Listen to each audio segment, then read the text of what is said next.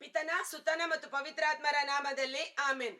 ಸಾವಿರಾರು ತಲೆವರೆಗೂ ನನ್ನ ಸಂತತಿಯನ್ನು ಕಾಯುವ ದೇವ ನೀನೇ, ನಿನ್ನ ಮೋರೆ ಹೊಕ್ಕಿರುವ ನನ್ನ ಕುಟುಂಬವು ನಿಜವಾದ ಭಾಗ್ಯವಂತರು, ನಿನ್ನ ಆರಾಧಿಸುವ ನಾವೇ ಧನ್ಯರು, ನಿನ್ನ ಸೇವೆ ಮಾಡುವ ನಾವೇ ಧನ್ಯರು. ಸ್ತೋತ್ರ ಸ್ತೋತ್ರ యేసయ్య, ಸ್ತೋತ್ರ ಸ್ತೋತ್ರ యేసయ్య. ಪ್ರಭು ಕ್ರಿಸ್ತರಲ್ಲಿ ಆತ್ಮೀಯ ಸಹೋದರ ಸಹೋದರಿಯರೇ, ಈ ದಿನದ ಮುಂಜಾನೆಯ ಜೀವಸ್ವರ ಸಾವಿರಾರು ತಲೆಮಾರುಗಳವರೆಗೆ ನಮ್ಮ ಸಂತತಿ ಸಂತಾನವನ್ನು ಆಶೀರ್ವದಿಸುವ ದೇವರು. ಯಾರಲ್ಲಿ, ಯಾರ ಮುಖಾಂತರ, ಯಾರಿಂದ? ಅದು ಪ್ರಭು ಯೇಸು ಕ್ರಿಸ್ತರ ನೀತಿಯ ಮೂಲಕ. Praise the lord, hallelujah. ನಮ್ಮ ಸ್ವಂತ ಸತ್ಕಾರ್ಯಗಳು, ನಮ್ಮ ದಾನ ಧರ್ಮಗಳು, ನಮ್ಮ ಪರಿಶುದ್ಧವಾದ ಜೀವನ, ನಮ್ಮ ನಡೆ ನುಡಿಯಿಂದಲ್ಲ, ನಾವು ಆಶ್ರಯಿಸಿಕೊಂಡಿರುವ, ನಾವು ವಿಶ್ವಾಸ ಮಾಡಿರುವ ಯೇಸುವಿನ ನೀತಿವಂತಿಕೆ, ಯೇಸುವಿನ ನೀತಿಯ ಕಾರ್ಯದಲ್ಲಿ ನಾವು ಭಾಗಿಗಳಾಗಿರುವ ಕಾರಣ ಯೇಸುವಿನ ನೀತಿ, ದೈವ ನೀತಿಯ ಮೂಲಕ ನಮ್ಮ ಸಾವಿರಾರು ತಲೆಮಾರುಗಳು ಆಶೀರ್ವದಿಸಲ್ಪಡುತ್ತೆ.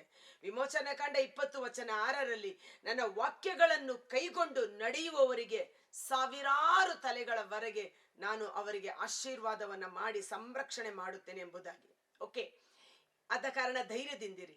ನಮ್ಮ ಮಕ್ಕಳು, ಸಂತತಿ ಸಂತಾನದ ಕುರಿತು ಜಾಸ್ತಿ ಟೆನ್ಷನ್ ಮಾಡ್ಕೋಬೇಡಿ, ಜಾಸ್ತಿ ಯೋಚನೆ ಮಾಡಬೇಡಿ, ಚಿಂತೆ ಮಾಡಬೇಡಿ, ಧೈರ್ಯವಾಗಿರಿ. ನನ್ನ ಯೇಸು ನನ್ನ ರಕ್ಷಕ, ನಮಗೊಬ್ಬರಿದ್ದಾರೆ ಎಂದು ಧೈರ್ಯದಿಂದಿರಿ. ನೀತಿವಂತನ ಗುಣಲಕ್ಷಣಗಳು ಅಥವಾ ನೀತಿವಂತನ ಆಶೀರ್ವಾದಗಳು ಅಂತ ಧ್ಯಾನಿಸುತ್ತಾ ಬರ್ತಾ ಇದ್ದೇವೆ. ಇವತ್ತು ನಾವು ತೆಗೆದುಕೊಂಡಿರುವ ಧ್ಯಾನದ ವಾಕ್ಯ ಜ್ಞಾನೋಕ್ತಿಗಳ ಗ್ರಂಥ 11ನೇ ಅಧ್ಯಾಯ ವಚನ 21. ದುಷ್ಟನಿಗೆ ದಂಡನೆ ಕಟ್ಟಿಟ್ಟ ಬುತ್ತಿ. ದುಷ್ಟನಿಗೆ ಯಾರು ದಂಡನೆ ಕೊಡೋದೇ ಬೇಡ, ಆತನ ಕಾರ್ಯಗಳೇ ಆತನಿಗೆ ದಂಡನೆಯನ್ನು ತಂದು ಕೊಡುತ್ತದೆ, ಕಟ್ಟಿಟ್ಟ ಬುತ್ತಿ. ಆದರೆ ಶಿಷ್ಟನ ಸಂತಾನಕ್ಕೆ, ನೀತಿವಂತನ ಸಂತಾನಕ್ಕೆ, ಸಜ್ಜನರ ಸಂತಾನಕ್ಕೆ ಸಿಗುವುದು ಮುಕ್ತಿ. ಸಜ್ಜನರ ಸಂತಾನ ಸಂರಕ್ಷಣೆ ಶಾಶ್ವತ ಅಂತ. ಇನ್ನೊಂದು ಮೊಬೈಲ್ ಟ್ರಾನ್ಸ್ಲೇಷನ್ ಅಲ್ಲಿ ನಾವು ನೋಡಿದಾಗ ನೀತಿವಂತನ ಸಂತತಿ ಸಂತಾನಕ್ಕೆ ರಕ್ಷಣೆ ಶಾಶ್ವತ ಎಂಬುದಾಗಿ.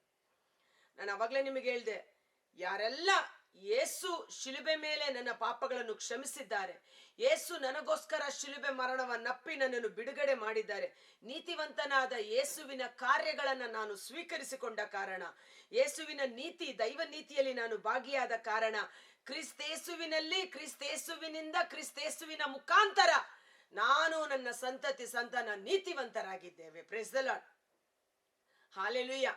ಅದಕ್ಕಾಗಿ ನಮ್ಮ ಸಂತತಿ ಸಂತಾನ ಅವರಿಗೆ ರಕ್ಷಣೆ, ಅವರಿಗೆ ಸಂರಕ್ಷಣೆ ದೇವರು ಕೊಡುವುದು ಶಾಶ್ವತವಾಗಿರುತ್ತದೆ.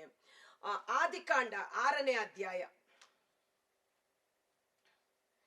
ಆದಿಕಾಂಡ 6ನೇ ಅಧ್ಯಾಯ. ಗೊತ್ತಾಯ್ತಲ್ಲ ಯಾರು ಅಂತ? ಒಬ್ಬ ನೀತಿವಂತನ ಕುರಿತು ದೇವರ ವಾಕ್ಯ ಮಾತನಾಡುತ್ತದೆ. ಆದಿಕಾಂಡ ಯಾರದು? ಆದಿಕಾಂಡ 6ನೇ ಅಧ್ಯಾಯ ವಚನ 9. ನೋಹ ಸತ್ಪುರುಷ, ಅವನಂತ ನಿರ್ದೋಷಿ, ಅವನಂತ ನೀತಿವಂತ ಅಂತ ಇನ್ನೊಂದು ಬೈಬಲ್ ಅಲ್ಲಿ ನಾವು ನೋಡ್ತೀವಿ. ಅವನಂತ ನೀತಿವಂತ ಆ ಕಾಲದಲ್ಲಿ ಯಾರೂ ಇರಲಿಲ್ಲ. ನೋಹನ ಕಾಲದಲ್ಲಿ ಜನರು ದುಂದೌತಣ, ಕುಡುಕುತನ, ಸಕಲ ವಿಧವಾದ ಪಾಪ ಕೃತ್ಯಗಳಲ್ಲಿ ಮುಳುಗಿ ಹೋಗಿದ್ದರು. ಆದರೆ ಅವನ ಕಾಲದಲ್ಲಿಯೇ ಆತ ನೀತಿವಂತನಾಗಿ, ನಿರ್ದೋಷಿಯಾಗಿ, ಸತ್ಪುರುಷನಾಗಿ ಜೀವಿಸಿದ. ದೇವನೊಡನೆ ಆತ ಅನ್ಯೋನ್ಯವಾಗಿ ನಡೆದುಕೊಳ್ಳುತ್ತಿದ್ದ.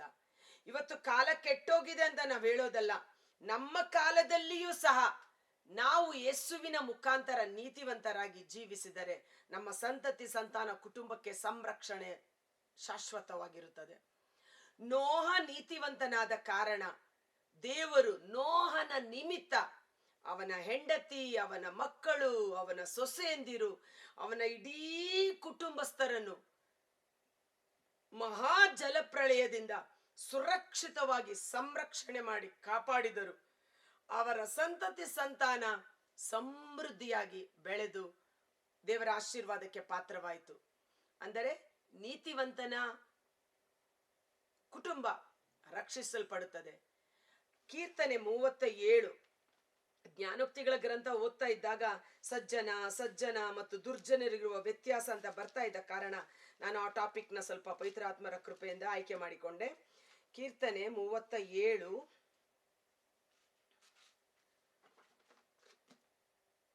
ವಚನ 25. ನೀತಿವಂತನು ದಿಕ್ಕಿಲ್ಲದಿರುವುದನ್ನು, ಅವನ ಸಂತತಿ ಭಿಕ್ಷೆ ಬೇಡುವುದನ್ನು ನಾ ಕಾಣೆನು. ವೃದ್ಧ ನಾನೆಂದೂ ಕಾಣೆನು, ಬಾಲ್ಯದಿಂದ ಕಾಣೆನು. ಕೀರ್ತನೆಗಾರ ದಾವಿದರ್ಸ ಹೇಳ್ತಾನೆ, ದೇವರ ದೃಷ್ಟಿಯಲ್ಲಿ ನಿರ್ಮಲನು, ನಿರ್ದೋಷಿಯು, ಸತ್ಪುರುಷನು, ನೀತಿವಂತನಾಗಿ ಸಜ್ಜನನಾಗಿ ಜೀವಿಸುವ ಅವನ ಸಂತತಿ ಸಂತಾನ ಭಿಕ್ಷೆ ಬೇಡುವುದನ್ನ ನನ್ನ ಜೀವಮಾನ ಕಾಲದಲ್ಲಿ ನಾನು ಕೇಳಿಸಿಕೊಂಡಿಲ್ಲ. ನಾನು ಬಾಲ್ಯದಲ್ಲಿ ಜೀವಿಸಿದೆನು, ಈಗ ಮುದಿಪ್ರಾಯದ ವೃದ್ಧನಾಗಿದ್ದಾನೆ. ಇಷ್ಟು ವರ್ಷಗಳ ನನ್ನ ಜೀವಮಾನ ಕಾಲದಲ್ಲಿ ದೇವರು ಸಜ್ಜನರ ಸಂತತಿಯನ್ನ ಕೈ ಬಿಟ್ಟಿದ್ದಾರೆ, ಸಜ್ಜನರ ಸಂತತಿ ಭಿಕ್ಷೆ ಬೇಡುವ ದುರವಸ್ಥೆಗೆ ಬಿದ್ದಿದೆ ಎಂಬ ಸುದ್ದಿಯನ್ನು ನಾನು ಕೇಳಲಿಲ್ಲ.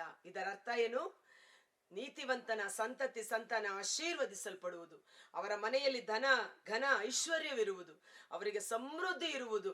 ಅವರು ಭಿಕ್ಷೆ ಬೇಡುವುದನ್ನು, ಆ ಸಂತತಿ ಕೈ ಬಿಡಲ್ಪಟ್ಟದನ್ನ ದೇವರು ಎಂದಿಗೂ ಅನುಮತಿ ಕೊಡುವುದಿಲ್ಲ. ಇವನ್ 2 ಪೇತ್ರ 2ನೇ ಅಧ್ಯಾಯ ವಚನ 8ರಲ್ಲಿ ಮತ್ತೊಬ್ಬ ನೀತಿವಂತ ಎಂದು ಬೈಬಲ್ ಹೇಳುತ್ತೆ. ಲೋಟನು ನೀತಿವಂತನಾದ ಕಾರಣ ಅವನ ಹೃದಯ ದಿನೇ ದಿನೇ ತವಕ ಪಡುತ್ತಿತ್ತು. ಅವನ ನಿರ್ಮಲ ಹೃದಯ ಅಂತ ಹೇಳುತ್ತೆ. ಚೆನ್ನಾಗಿದೆ ಆ ವಾಕ್ಯ, ಓದೋಣ. 2 ಪೇತ್ರ, ಹಾಲೆಲೂಯಾ, ಯೇಸುವೇ ಸ್ತೋತ್ರ. ಕಾಲ ಯಾವುದೇ ಇರಲಿ,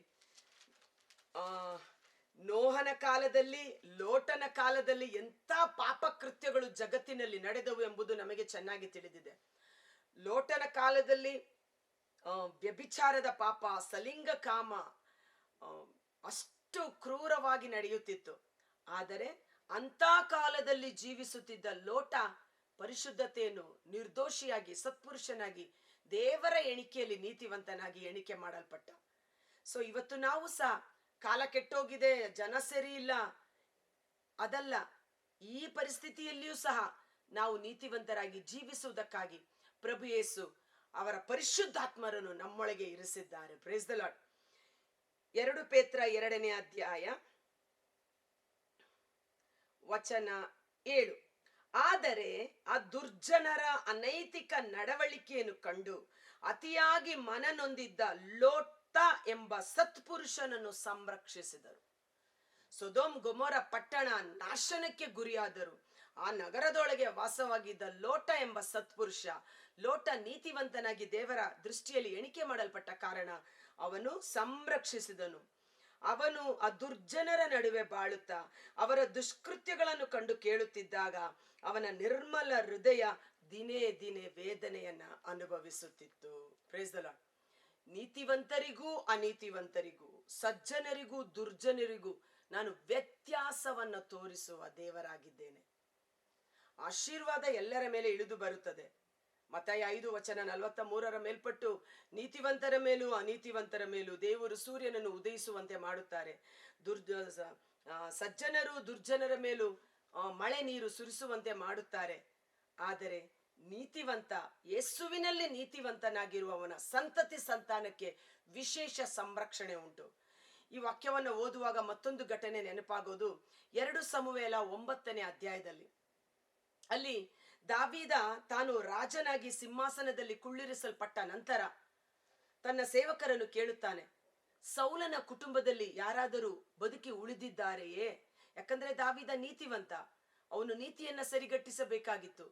ಯಾಕಂದ್ರೆ ಅವನು ಯೋನಾತಾನನೊಟ್ಟಿಗೆ ಒಂದು ಒಡಂಬಡಿಕೆಯನ್ನ ಮಾಡಿಕೊಂಡಿದ್ದ. ಯೋನಾತಾನ ದಾವೀದ ಆಪ್ತ ಸ್ನೇಹಿತರಾಗಿದ್ದ ಕಾರಣ, ನಂಬಿಗಸ್ತರಾಗಿ ಪರಸ್ಪರ ನಡೆದುಕೊಂಡ ಕಾರಣ ಯೋನಾತಾನ, ನೀನು ರಾಜನಾದಾಗ ನನ್ನ ಸಂತತಿಯ ಮೇಲೆ ಕರುಣೆ ತೋರಬೇಕು ಎಂದು ಕೇಳಿಕೊಂಡಿದ್ದ.